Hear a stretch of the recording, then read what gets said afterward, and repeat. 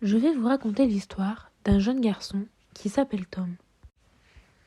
Un jour, Tom décide de réaliser son plus grand rêve, devenir pompier. Alors, il s'inscrit directement en ligne sur son ordinateur au concours de pompiers. Il reste tout de même un peu anxieux et pensif car il sait qu'il y a des épreuves physiques et écrites et que son handicap invisible peut lui poser problème. Sous un jour ensoleillé, Tom décide de se rendre à sa boîte aux lettres et il découvre un courrier du ministère de l'Intérieur avec son nom dessus. Tom s'empresse d'ouvrir le courrier et il se rend compte qu'il s'agit d'une convocation aux épreuves physiques du concours de pompiers. Le jour J arrive. Tom se présente à son rendez-vous.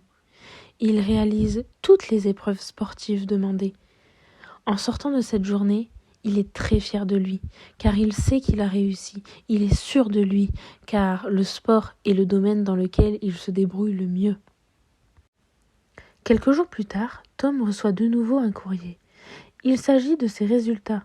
Il a été admis aux épreuves physiques du concours de pompiers et il reçoit également la convocation aux épreuves écrites. Le jour J arrive. Tom s'installe à sa table et il est très anxieux car il sait que son handicap invisible peut lui porter préjudice à ce moment précis lors de l'inscription à son concours de pompiers. En effet, Tom a un handicap invisible. Il s'agit de la dysorthographie. Prenons l'exemple du mot mer. La mer, la plage, l'eau. Un dysorthographique peut l'écrire de différentes manières, comme par exemple la mère, une maman, ou encore maire, le maire d'une ville.